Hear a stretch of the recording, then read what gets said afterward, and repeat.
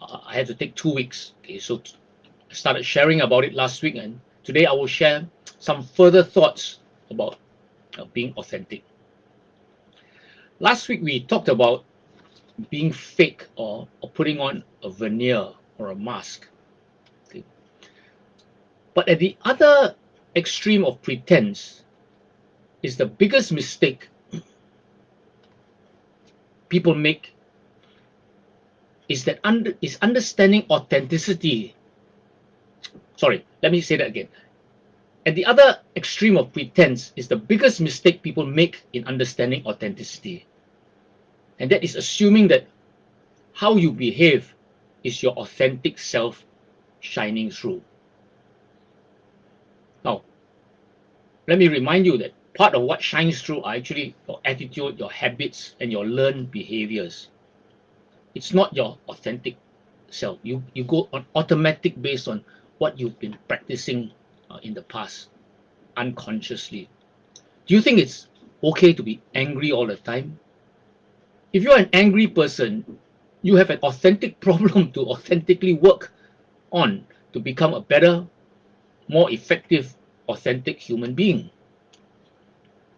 The good news is that you can work on improving your attitude, your habits, and your behaviors, because these are the walls that are often holding the real authentic self back.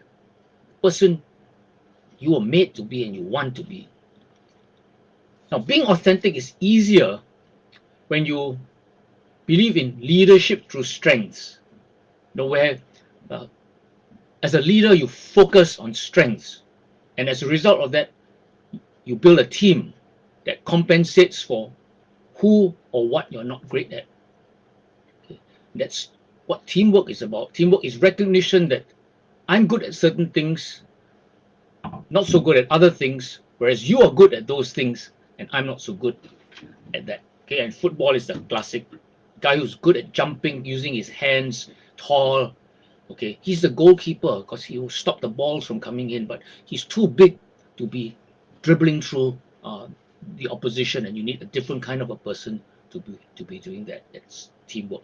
No point making the goalkeeper work on being a great dribbler. Okay, focus on his strengths. Okay, so he can be authentic as a goalkeeper. Now, the author Burg says, we all have great values that we can add to the world.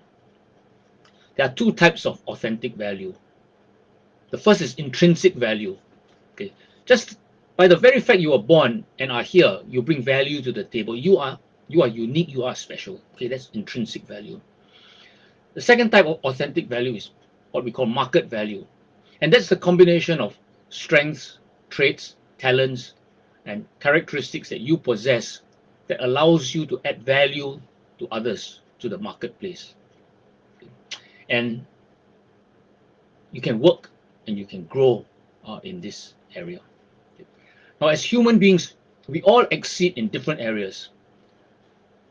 Sometimes it takes some thought to think of what those areas are. Okay, either we've never thought about how good we are. People always focus on how bad we are, but we really need to sit down and think what those areas are. Okay, and career counselors are what do that. People like that. Okay, psychometrists like Oliver, they help people identify what areas that they exceed in, they excel in. And when you are secure in your strengths and gifts, okay, when you're secure in your strengths and gifts, then you can be authentic. Okay, being authentic means being honest to accept your flaws and your weaknesses. Okay, and sometimes you may want to work on those missing gaps.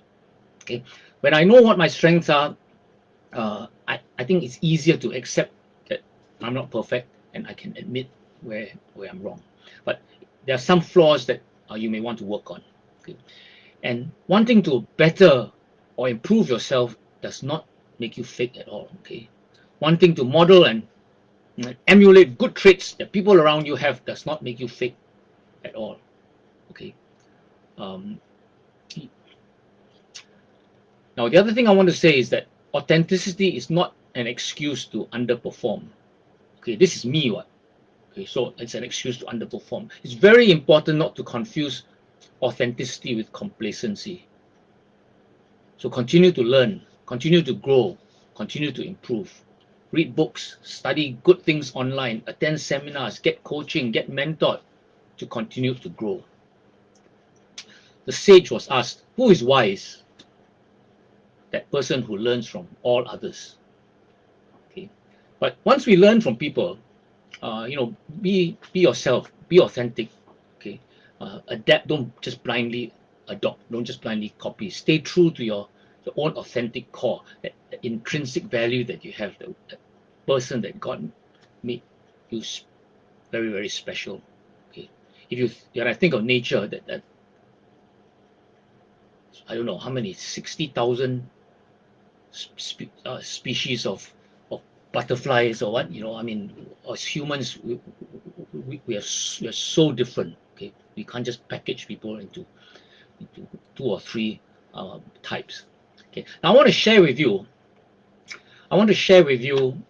a testimony of a psychotherapist of 23 years. Her name is Terry Burg. Okay, this is what she wrote in her blog.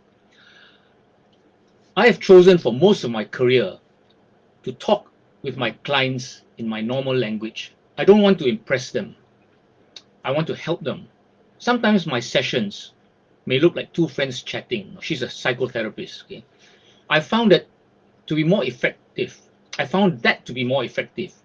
When my sessions look like two friends chatting, and it is certainly much more of who I am. I had a fairly new client say to me after one of our sessions recently, I feel very comfortable with you and it's easy to open up to you. You don't sound like a professional. After I swallowed hard, I realized she wasn't criticizing me. In fact, she was paying me the highest compliment she could. She was telling me she could feel my genuineness in the session, and it allowed her to trust me enough to open up. Okay, so being authentic is about being the person you are, being yourself. But being authentic is also about being the person you want to be. Now, if you recall in the self-confidence formula, you say, I concentrate my thoughts for 30 minutes daily upon the task of thinking of the person I intend to become, thereby creating in my mind a clear mental picture of that person. So when you have created in your mind a clear mental picture of that person, then you choose the thoughts and the behavior of that person. Okay, so you are being authentic to your declared vision. And that's how important vision and goal setting is. Once you're comfortable with being you and you've broken the chains of conformity to other people's impressions, then you can dare to be different. Okay, so I'm talking about the next stage now. Okay, so once you're comfortable with who you are, you don't have to be what other people want you to be, then you can dare to be different. I want to read to you from the website boldnetworkmarketing.com. Okay. Another example of being authentic or real includes doing the opposite of everyone else. For example, if all your competitors are giving away free estimates, don't. Strike out immediately to separate yourself from the herd, to be unique and be authentic. That's an idea, isn't it? Now, I want to say that also that authenticity is the core value of integrity. Okay, authenticity is the core value of integrity. Integrity is what you see is what you get. Okay, it is why we urge people to under-promise but over-deliver. So when a client goes deeper into the product or the business, he or she will discover the same thing that you've told them, or even more. Okay, like when I cut below the surface, I go deep, I see exactly the same thing. Okay, it's not a cover-up. Okay, it's not a veneer. We are familiar with the exhortation, walk the talk, okay, and talk the walk. This is about being authentic.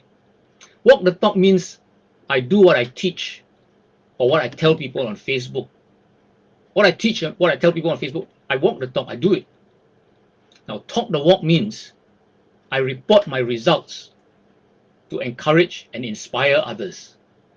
And when I report my results, I allow myself to be accountable to others to maintain and exceed my standards. Okay. So when I say, today I did 10 pull-ups, okay, I sort of set the bar for myself.